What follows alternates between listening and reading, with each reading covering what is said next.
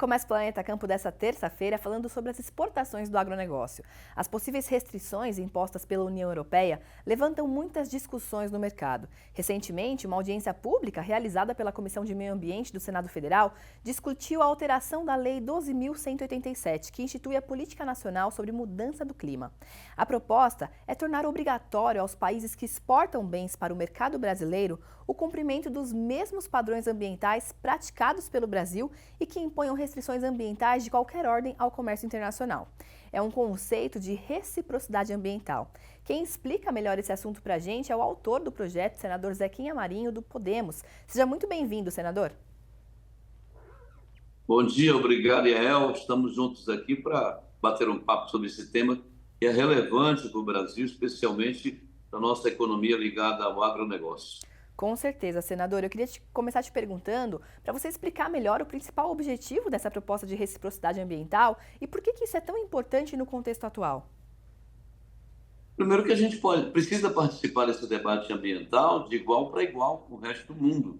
A União Europeia parece que se encontra no topo do mundo e o restante tem que se submeter a ela. Mas esse problema ambiental não é só interessante para um ou outro país, para um ou outro continente. É um problema que afeta todo mundo, portanto é importante para todo mundo e todo mundo tem que sentar à mesa para trabalhar a questão da sustentabilidade.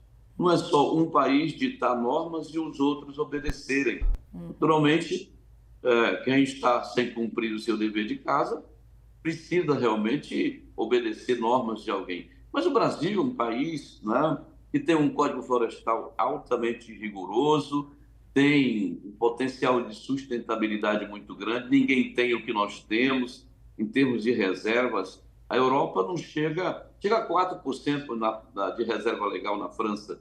Aqui no Brasil, o menor percentual da área de reserva legal de uma propriedade é 20%, e isso chega até 80% na Amazônia. No entanto, o Parlamento Europeu, não é, emite suas resoluções sem respeitar a autonomia brasileira, sem respeitar nossas leis ou nosso Código Florestal, querendo que todo mundo se submeta. Nós queremos discutir o assunto, não é? Discutir o assunto, porque isso é um assunto que interessa a todos. Então, esse é o objetivo do projeto de lei. Nós queremos colocar na mesa, estamos abertos para o debate e fazer comparações ambientais entre aquele país que nos exige e a nossa situação, aquilo que nós temos para mostrar de bom. Com certeza, senador. Inclusive, eu trago aqui alguns dados, né? O senhor citou aí o nosso Código Florestal tão rigoroso. E atualmente nós temos no Brasil 66% das terras cobertas por vegetação nativa. Isso inclui terras indígenas, unidades de conservação, áreas preservadas em propriedades rurais e vegetação nativa em terras não cadastradas. As lavouras e florestas plantadas ocupam 9% do território nacional.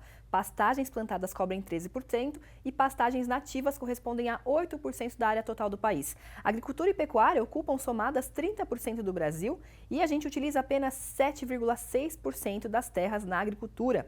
Nós somos um dos poucos países do mundo capazes de aumentar a produção agrícola sem incorporar novas áreas à atividade produtiva. Além disso, quando a gente fala só do bioma amazônico, tão contestado mundo afora, 84% da floresta está intacta. Senadora, eu te pergunto, mesmo diante desse cenário de preservação, o Brasil corre riscos na exportação de produtos com as restrições impostas pela União Europeia? Sim, o marco legal para eles lá é 2020. Nenhum desmatamento pode, a propriedade que vai exportar ou pretende exportar, de 2020 para cá, não pode ter tido desmatamento nem legal, nem ilegal, né? Quer dizer, é uma falta que se eu sou um produtor e eu pedi autorização e recebi autorização do governo para fazer um desmatamento, por menor que seja, eu já estaria fora das possibilidades de exportar para a União Europeia. E aí vem uma série digamos assim, de castigos aqui, como se entende na zona rural, não é? Todo tipo de multas, enfim, tanto para o país da União que importar o produto, quanto para a empresa que, de repente, está fazendo essa importação, essa exportação. Muito complicado isso. A gente quer fazer esse debate, acha que é importante, porque normas, né, o que a gente entende disso tudo aqui é que a proteção comercial. Isso agride, como já disse o ministro da Agricultura, senador Carlos Fávaro, né, isso afronta as normas da OMC. Quer dizer, além do Parlamento Europeu não respeitar a legislação brasileira, que é muito mais, digamos assim, rígida do que a deles, também afronta a questão da Organização Mundial do Comércio. Porque esses probleminhas ligados à questão da proteção do mercado, não se discute isso aqui na questão ambiental, se discute isso em outro espaço, que é a OMC. Mas, no entanto, além de afrontar a nossa legislação, o Parlamento Europeu, o Conselho, também afronta as normas e regras da Organização Mundial do Comércio. O senador Zequinha, eu queria te perguntar também, né, se essas restrições impostas pela União Europeia, se a gente conseguiria de fato chegar a fazer restrições parecidas, se isso é de fato possível, ou se a gente está mais aqui realmente levantando a discussão e chamando a atenção para esse ponto?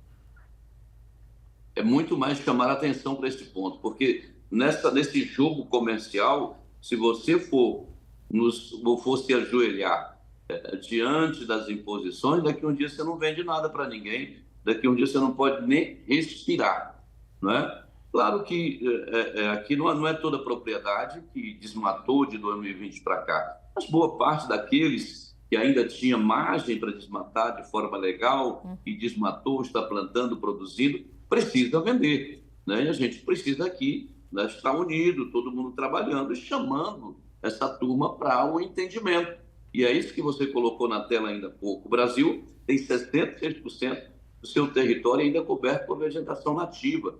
O Brasil tem 30% de reservas públicas. O Brasil, nas propriedades privadas, ainda mantém mais de 2 milhões de hectares de reserva legal, não é? O Brasil cuida muito bem dos seus índios. O Brasil tem um estoque, um passivo ambiental de emissão de CO2 muito pequeno em relação ao resto do mundo.